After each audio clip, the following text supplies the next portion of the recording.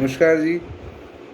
मैं शांतनु भाट पारिक आपके समक्ष जो है वो आज 5 राज्यों के जो चुनाव परिणाम आए हैं उस पर चर्चा करना चाहता हूँ। आज जो जैसे चुनाव परिणाम आए, कुछ मेरे संघ के मित्रों का कॉल भी आया कि भाई साहब हम तो जीत गए। मैंने कहा अच्छी बात है, बधाई आपको। लेकिन आप समाजवादी पार्टी को जो है वो हारा हुआ कैसे मान रहे हो? आपकी जो बंगाल के अंदर जो है वो 3 से 77 सीटों के ऊपर पार्टी गई थी, तब आपने ये आर्गुमेंट अपनाया था ममता दीदी के सामने कि हमारी पार्टी 3 से 77 पे गई है, इसलिए हमारा परफॉर्मेंस इम्प्रूव हुआ है, इसलिए हम जीते हैं। तो ये आर्गुमेंट उत्तर प्रदेश पे अप्लाई क्यों नहीं होता?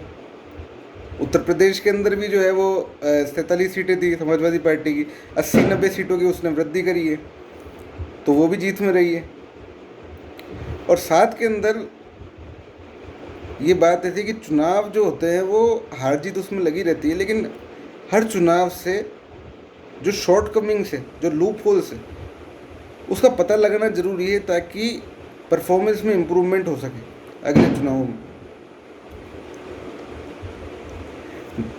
देश के लोकतंत्र को बचाने के लिए विपक्ष की भूमिका बहुत महत्वपूर्ण है।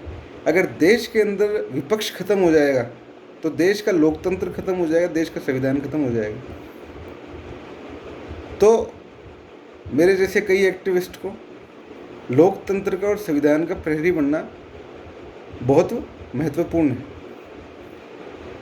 तो मैंने उनको ये चीज़ कहा, एक शायरी के माध्यम से कहा कि भैया गिरते हैं घुड़सवार मैदान जंग में, वो तिफल क्या गिरेंगे जो घुटनों के बल रेंगते हैं। तो मैदान के अंदर हार जीत लगी रहती है, लेकिन there is scope for improvement. तो हम लोग इम्प्रूव करेंगे, विपक्ष इम्प्रूव करेगा अगले चुनावों के अंदर। विपक्ष ख़त्म नहीं हुआ है देश के अंदर, विपक्ष स्थापित है। विपक्ष और मजबूती से आगे जाकर लोकतंत्र और संविधान हित में और देश हित के अंदर और जनता के हित के अंदर काम करेगा। फिर उसके बाद में मैं इस चुनाव का बहुत ही शॉर्ट के अंदर एनालाइज करना चाहता हूँ। तो मैं पूरा जो 5 राज्य जो है उसका एनालाइज नहीं करूँगा, मैं एक छोटे से क्षेत्र का एनालाइज करूँगा। उस छोटे से क्षेत्र से मैं पूरे 5 राज्यों के जो चुनाव परिणाम आया उसका मैं एनालाइज कर लूँगा। वो छोटा सा क्षेत्र है लखीमपुर खीरी का क्षेत्र। ये जो लखीमपुर खीरी का क्षेत्र है, इसमें पिछले दिनों एक घटना हुई थी कि राज्य मंत्री थे जो गृह राज्य मंत्री जो हैं, उनके बेटे ने कुछ किसानों को कुचल दिया था। ठीक है। फिर उसके बाद में पुलिस ने जो स्पेशल इन्वेस्टिगेशन टीम बनी थी उसने जो सुप्रीम कोर्ट के मॉनिटरिंग के अंदर एक चार्जशीट पेश करी और उसमें मंत्री पुत्र को दोषी माना और ऐसा कहा गया कि प्री प्लानिंग के तहत ये कार्य हुआ और ऐसा इन्होंने कृत्य किया और कुचला किसानों को प्री प्लानिंग के तहत। अब आप ये चीज़ सोचिए, जैसे आप किसी क्षेत्र के अंदर बैठे हुए हैं, मैं मानसरोवर क्षेत्र के अंदर बैठा हूँ और पास के अंदर कुछ मजदूरों को प्री प्लानिंग के तहत कोई मंत्री कुचल देता है, तो मेरे दिमाग में, मेरे दिल में क्या आएगा? मेरे दिल में एक सांत्वना उत्पन्न होगी उन मजदूरों के प्रति, उनके परिवारों के प्रति कि यार पूरी ज़िंदगी उन परिवारों की ख़राब कर दी।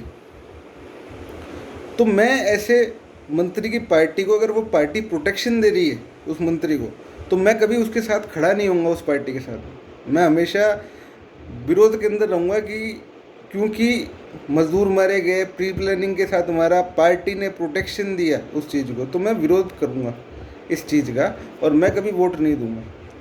लेकिन लखीमपुर क्षेत्र के अंदर, लखीमपुर खीरी क्षेत्र के अंदर जनता ने 8 की 8 सीटें भारतीय जनता पार्टी की झोली के अंदर डाली। तो इसका मतलब ये हुआ कि मानव सांत्वना, ये देश मानव सांत्वना की वजह से जाना जाता है हमेशा से ही, ह्यूमैनिटी की वजह से। तो गौतम बुद्ध का देश, भगवान महावीर का देश, ये मानव सांत्वना की वजह से जाना जाता है। तो मानव सांत्वना कहाँ रहेगी?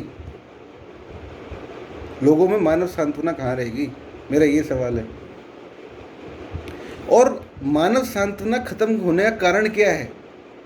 कारण सबसे बड़ा ये है जो मैं एनालाइज करूंगा अब। सबसे प्रथम कारण है राष्ट्र मीडिया। राष्ट्र मीडिया कैसे कारण बना है इस चीज़ का कि जो सुबह का अखबार आपके घर के अंदर आ रहा है, जो ऑफिस से आने के बाद में आप शाम का न्यूज़ चैनल देख रहे हो, उसके अंदर धार्मिक द्वेष की जो डिबेट्स आ रही है और जो मुद्दों से भटकाने वाली डिबेट आ रही है, उसके कारण जो है जनता के हित के मुद्दे, भले महंगाई हो, भ्रष्टाचार हो, बेरोजगारी हो, किसी भी मुद्दों को ध्यान में नहीं रखा जनता ने। कुछ कॉरपोरेट घराने जो मोदी जी के फ्रेंडली है, इन सारे मीडिया हाउसेस पे कंट्रोल जमाए हुए हैं। और उसके अलावा अगर कोई कॉरपोरेट घराना है जो मोदी जी का फ्रेंडली नहीं है, तो उसके ऊपर आईटी और ईडी के माध्यम से दबाव बनाया जाता है और उसको केंद्र सरकार के पक्ष में बोलना ही पड़ता है। मोदी जी ने पूरी आईएएस लॉबी, जो साथ में इनके ब्यूरोक्रेट्स काम कर रहे हैं, जो पूरी टीम काम कर रही है इनकी, वो इसी काम के लिए लगाई गई है। ज़्यादातर उनमें से लोग इनके काम के लगाए हुए हैं कि आपको मीडिया के ऊपर ध्यान रखना है।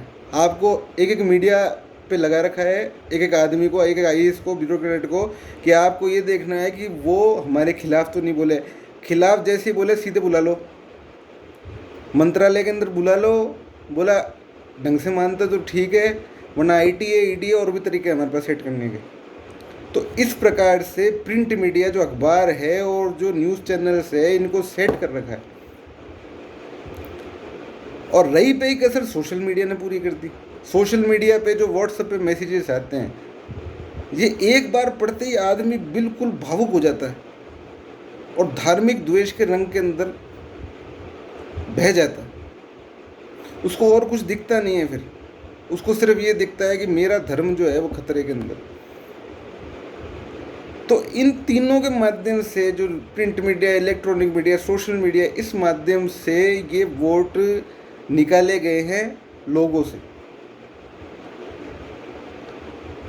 अगर मैं दूसरी चीज़ कहना चाहूँगा कि अगर मान लीजिए अगर ऐसा नहीं था, आप इतना अच्छा विकास कार्य कर रहे हैं, तो मुझे आप एक चीज़ बताइए, पंजाब के अंदर आप क्यों नहीं जीते? भाई 5 में से 4 में जीते, आप पंजाब के अंदर क्यों नहीं जीते?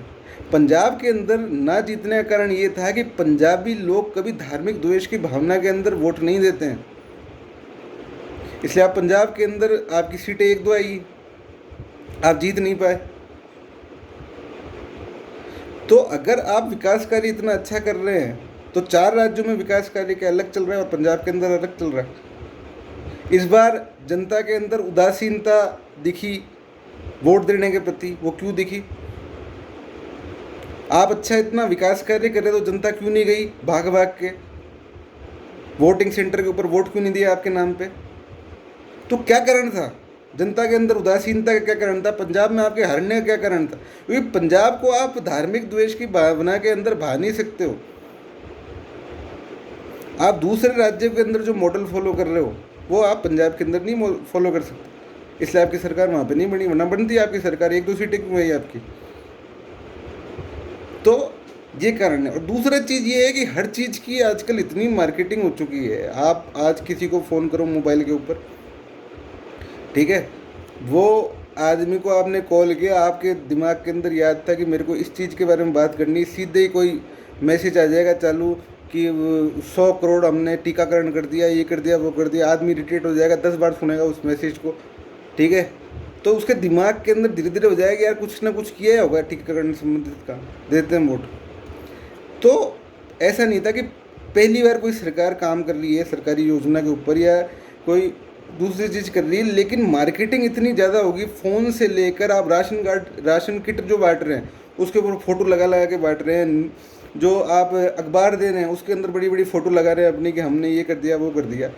तो क्या अब सारे राज्यों के अंदर जो विपक्ष की सरकार रहेगी, वो अपना 500-600 करोड़ रुपए का बजट जो जनता को जो के ऊपर समर्पण होना चाहिए था, वो सिर्फ ये मीडिया वालों के लिए रखे अलग से कि भैया हमको मीडिया वालों को पैसे खिलाने हैं इतने बजट के, और हम इससे जो है वो अपना एडवर्टाइजमेंट करेंगे, प्रिंट मीडिया के ऊपर देंगे, इलेक्ट्रॉनिक मीडिया के ऊपर एडवर्टाइजमेंट देंगे, इससे अखबार वाले भी और न्यूज़ चैनल वाले भी खुद खुश होंगे।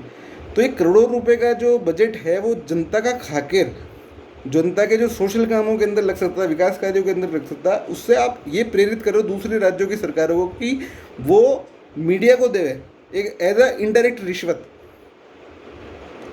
इस तरीके से कार्य प्रणाली अपनाई जा रही है। फिर एक, मैं ज़्यादा लंबा नहीं करूँगा इस वीडियो को, आप एनालाइज करिए बंगाल का और उत्तर प्रदेश का इलेक्शन। बंगाल के इलेक्शन के अंदर 47% वोट जो है तृणमूल कांग्रेस को पड़े थे, 38% वोट भाजपा को पड़े थे। 47% के अलावा 5% वोट कम्युनिस्ट पार्टी को पड़े थे, 3% वोट कांग्रेस पार्टी को पड़े थे। इसका मतलब भाजपा के 38% के खिलाफ अगर आप 47% को एडअप करें, 5% 8% है, तो 47 + 8 कितने हो गए? 55%। तो 55% वोट जो है बंगाल के अंदर भाजपा के खिलाफ पड़े हैं। 55% वोट भाजपा को 38% पड़े और बंगाल के अंदर 55% वोट भाजपा के खिलाफ पड़े। आप उत्तर प्रदेश की बात करें, उत्तर प्रदेश में क्या हुआ है कि समाजवादी पार्टी को 32% वोट पड़े, समाजवादी पार्टी को 32% पड़े, बीजेपी को पड़े 41%। फासला रहा 9% का। अब जो बहुजन समाज पार्टी उसको 13% वोट मिला, कांग्रेस पार्टी उसको 3% वोट मिले, तो 16% वोट जो है, जो विपक्ष के वोट हैं, अगर बहुजन समाज पार्टी और कांग्रेस पार्टी के अंदर के जो 16% वोट है, इसमें से 9% वोट भी अगर समाजवादी पार्टी को पड़ जाते तो वो भाजपा को क्रॉस कर देते। ये चीज़ बंगाल के अंदर नहीं हुई थी। बंगाल के अंदर 16% जो वोट था, जो विपक्ष का वोट था, वो दूसरी पार्टियों में नहीं बटा। यहाँ पे क्या हुआ, बहुजन समाज पार्टी 13% और कांग्रेस 3%, 16% जो है वो अलग से, ये जो विपक्ष का वोट है ये समाजवादी पार्टी से अलग हो गया। अगर 16% के अंदर से मात्र 9% भी, भाई 7% बहुजन समाज पार्टी और कांग्रेस में बढ़ जाता, अगर 9% भी जो है वो समाजवादी पार्टी के साथ जुड़ जाता तो ये भाजपा को हराने में समाजवादी पार्टी कामयाब हो जाती। लेकिन विपक्ष के अंदर जो बिखराव था उसका फ़ायदा भारतीय जनता पार्टी को मिला। लेकिन आज भी आप उत्तर प्रदेश के अंदर देख लीजिए, आप 32% + 16% आप लगा दीजिए, कितने हो गए? 48%। तो 48% वर्सेस 41% भाजपा को मिले 41% और विपक्ष को 48% मिल रहे।